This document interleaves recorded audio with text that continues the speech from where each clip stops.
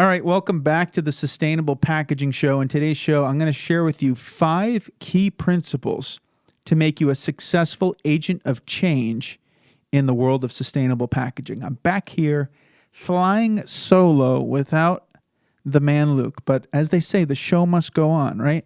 So let's make this a great episode. I feel like this is really necessary. There's so many of you who are joining in this effort to make sustainable packaging the norm. So many of you who have the passion that we do to make sustainable packaging the norm, but there's so much to it. So I tried to boil it down to 5 principles. I posted this on my LinkedIn as well. If you want to add me on LinkedIn, I would love to connect.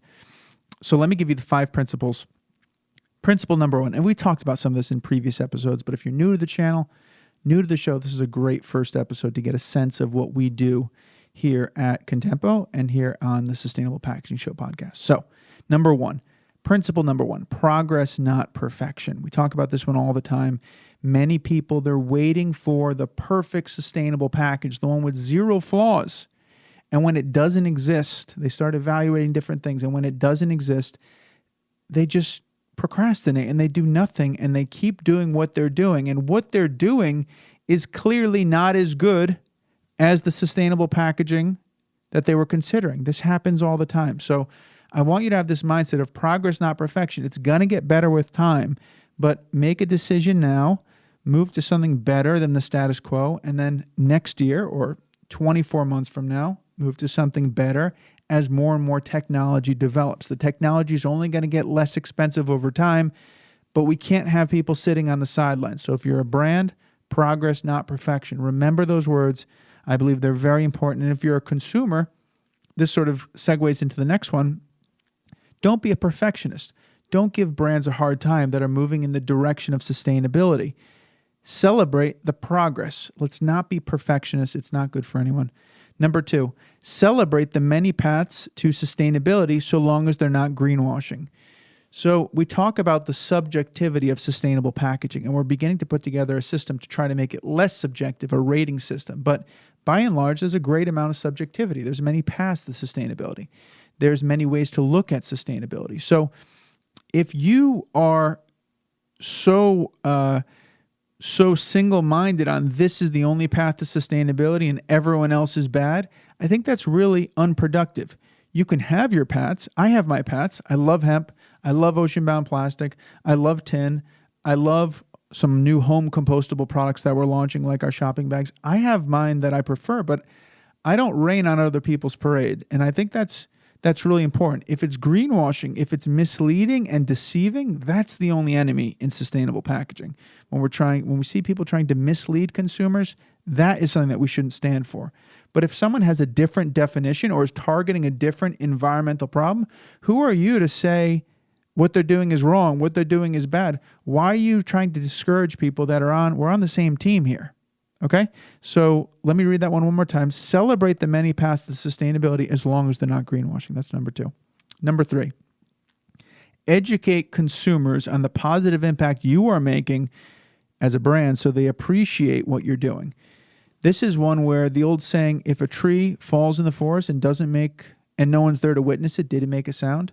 So I see brands going to sustainable packaging. They're not storytelling well enough. They're not storytelling clear enough. They're not educating their consumer on the impact that they're making. So as a brand, if I choose a sustainable packaging, I choose an all-metal locking tin that's infinitely recyclable. I want to message to my consumers the environmental impact that I'm making as a brand, assuming I'm the brand, and in turn, this is a powerful thought, I believe, the impact that the consumer is making by choosing their brand. More and more consumers nowadays are looking for sustainable options, and I think it's still all very new. People are still trying to learn sustainability, understand sustainability. You might do it for a living, so you might be a little bit more advanced or further along in your journey. Most of your consumers are not. So taking that extra step to educate the consumer, I love the idea of doing it via video. Scan a QR code, a quick video to educate the consumer on the environmental impact. I think this is also a big part of sustainable packaging being ROI positive for your brand. You're doing something good for the planet. Now it's got to also be good for the top and bottom line. If the consumer doesn't understand it or isn't educated on what you're doing, they're not going to appreciate it and they're not going to necessarily become loyal. If they understand it, there's a better chance they become loyal. That's the business case for sustainable packaging and how you can actually make money using sustainable packaging. Principle number 4. Hope you're enjoying these. Give me your feedback in the comments below. Any other principles that you would add? Again, I love to get different perspectives. You always learn something. A day will come when consumers will make sustainable packaging a major factor in their buying decisions. This is a principle because I believe it to be true.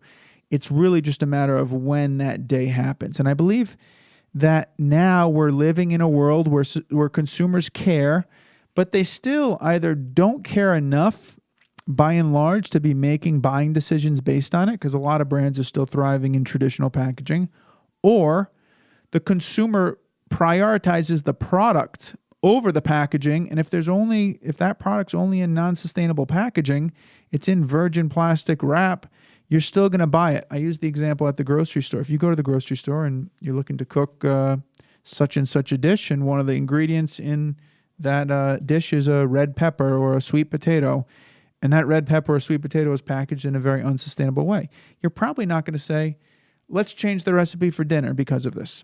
But when the day comes that that product, that sweet potato or red pepper, is unsustainably packaged here, and next to it is one that's super sustainably packaged with the education behind it, clearly communicating to the consumer, I believe at that point sustainable packaging becomes more of a buying factor. So I think that brands that are succeeding not using sustainable packaging should realize that there's a window on that, and that by brands that choose sustainable packaging, I think are going to have a cutting edge now, and their edge is only going to grow with time. So a day will come when consumers will make sustainable packaging a major factor in their buying decisions. That day is very soon, if not now, and it's going to increase with time. And last but not least, this is the 5th principle: giving clear end-of-life instructions. End of life being what the consumer is supposed to do with it when they're done with it is how I look at end of life. Simple is best. So giving clear end-of-life instructions shows a level of caring that will be appreciated more and more as time progresses. So in the past, we didn't really think too much about this. We just put a chasing arrows on something. Today, we say check locally before recycling. And I'm for all these things because you have to do them for various reasons. But as a brand, if you can show your consumer that what they should do with the package, that's a level of caring that I think few people are taking nowadays, and giving the details, even going as far as saying, this component should go in the trash because it's not recyclable. This part is recyclable. Or this package, it's really, I'm not just going to put a chasing arrow number 7 other on it. Don't do that, because you're going to mislead consumers into throwing it into their blue bin. So thinking about the end of life as far as what's actually best for the planet and what's best for the consumer to do so that there's a positive effect, I think is the way to go, rather than sort of misleading the consumer and throwing a chasing arrows on there and hoping for the best. So I'll read that one more time. Start to think about this. And it can be difficult because you sell your products in multiple countries, in multiple states, and sometimes the infrastructure is different. But to the degree you can, and it's actually possible in the cannabis industry because it's largely localized by the state or largely broken up by the state. So giving clear end-of-life instructions shows a level of caring that will be appreciated more and more as time progresses, as the consumer becomes more and more educated and will say, whoa, this brand really cares. They've really taken the time to do this. They're very different from the other brands around me. I believe there's power to that. So these are 5 principles. I want you to keep them in mind. I want you to think about them. Feel free to ask any questions on them. But I think that these are not only positive principles for you to be thinking about, but maybe they'll advance your understanding of sustainable packaging, and you'll come up with your own principles to make you a powerful agent of change in making sustainable packaging the norm. All right. Thanks for watching the Sustainable Packaging Show. We'll see you on the next episode.